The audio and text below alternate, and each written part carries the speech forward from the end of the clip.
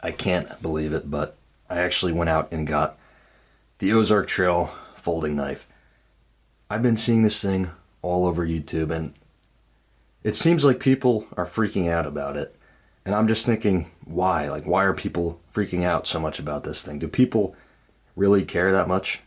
I mean, there's so many videos about it. There's so much hype around the knife. It almost feels like it's manufactured to me. I'm not saying that's the case. I swear there was something before about an Ozark Trail flashlight that people were going crazy about too. But now it's the knife. Now people are freaking out about the knife. And I'm just thinking, what's the big deal? And this thing's like sold out at every Walmart you look. You can look online, it'll say out of stock in like every store, at least around me it was. But I managed to get one. One of the reasons why people are talking about the knife is because it has D2 blade steel and crossbar lock, like a Benchmade, and it only costs $10. I mean, that's pretty much the biggest thing is it's only $10, and you're getting D2 steel, which is obviously not bottom of the barrel steel like these knives usually are. But yeah, I mean, do people really care that much? Let's get it out and let's see what all the hype is about.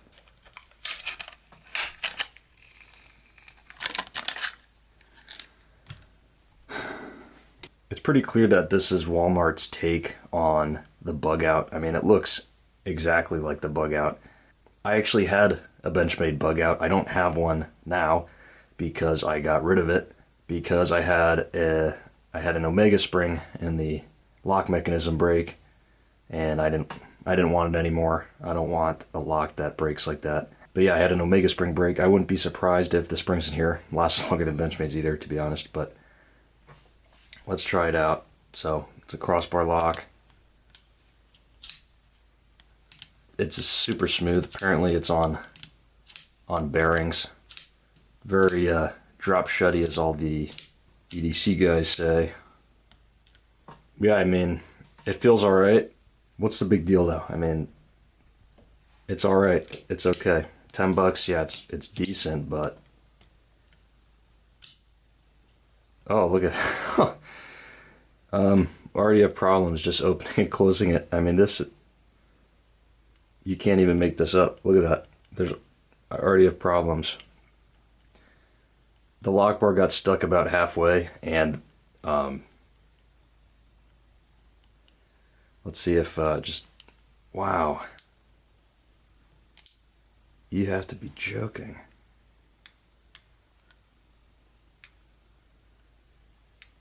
Are you kidding me? This thing, okay, there we go. It's back. It's back up. It's back up. It's not going all the way back up though. You see that? What the heck has happened here? It's very crunchy, the lock already. I mean, that's crunchy. And it's just getting stuck, man. It's getting stuck. I don't know what that is. Well, first impressions, it pretty much just broke. It didn't completely break. Obviously, it's made in China.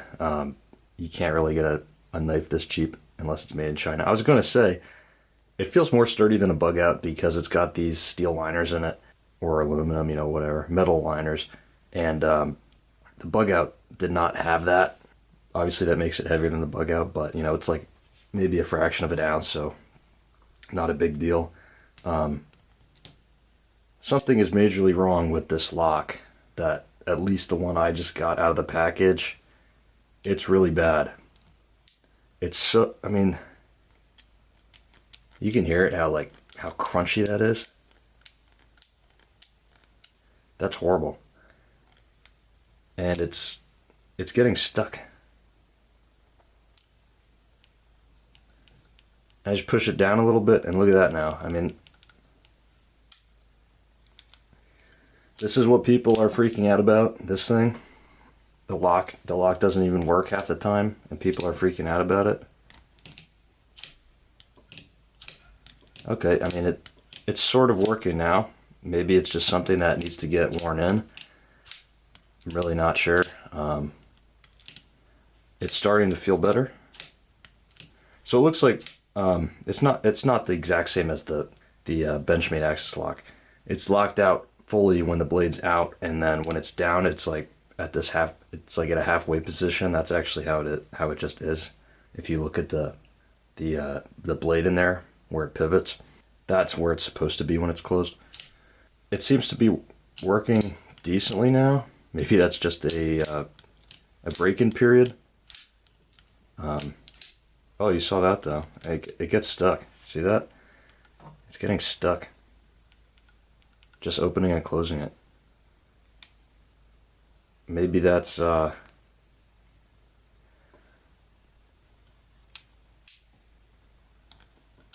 yeah, so I guess if you touch the lock bar when it's closed, it just like messes up a little bit. Well, anyway, I didn't expect that. I did not expect that, but let's just, I wanted to test the out-of-the-box sharpness on this knife.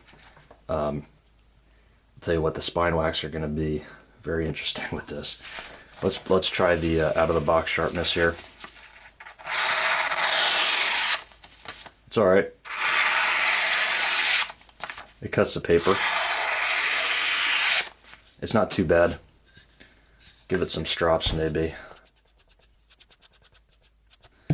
See if that improved it a little bit, just a little. It's better after the strop.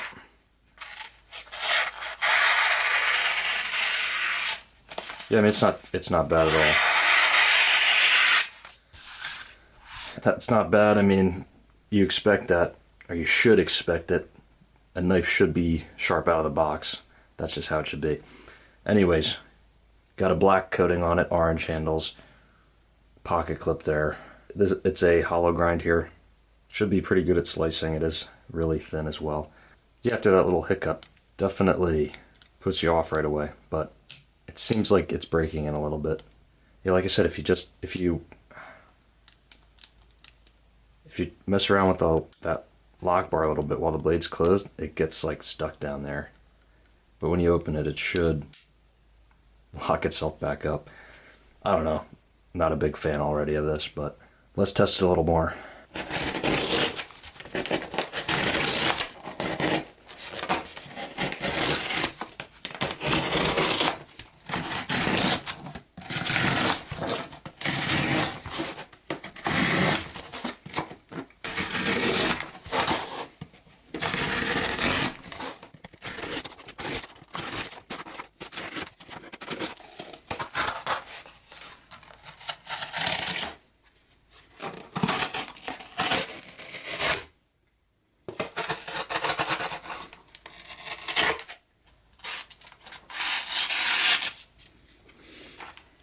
Maybe a little hang up there. I think something was on the blade though.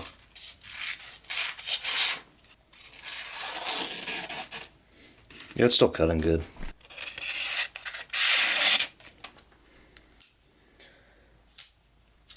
It's usable, definitely. Slices pretty good. Slices through cardboard. Pretty decent. So we're just going to take this piece of wood and I'm just going to chop away at it. You probably won't ever be chopping with this knife, but that's just going to test the edge stability a bit and see if it chips out or anything. See how this D2 performs.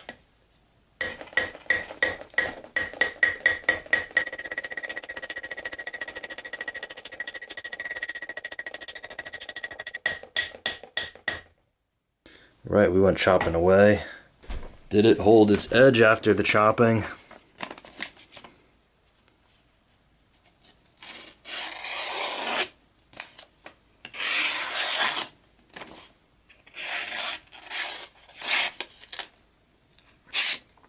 There's a little bit of roughness at the belly of the blade. You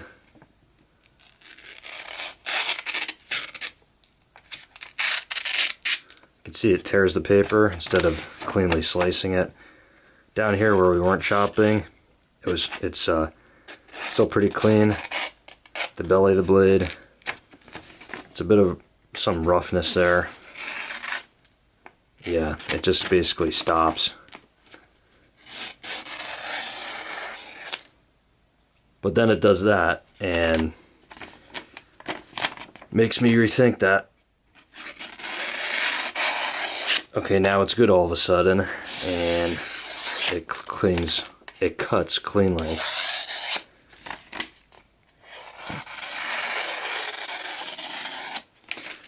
Huh. I don't know. Maybe some more. Let's do that again.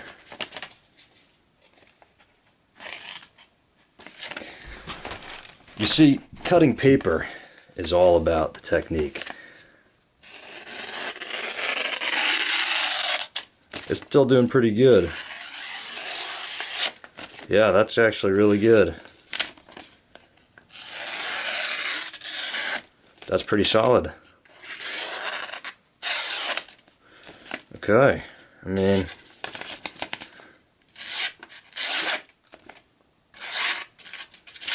well, you saw it. It seemed to be pretty good. I want to test about one more thing with it. That hiccup with the lock in the beginning really took away some confidence in this lock for me. So let's do some spine wax and see if the blade closes. I'll try not to get my fingers in the way.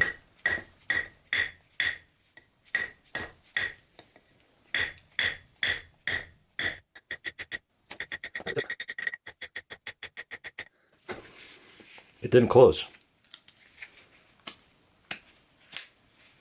It did not close. Seems to be... Man, these gloves, these new gloves, they need a break-in. Seems to be working fine. It actually, the crossbar got a little smoother since I've been using it. It's still a little crunchy. That is super smooth. I mean, look at that.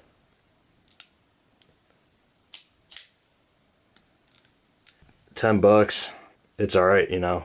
Certainly not the worst pocket knife ever.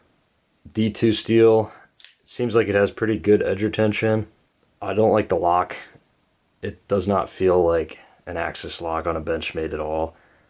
The lock feels like, I think it's the grittiness that just makes it feel cheap. Like, there's grittiness.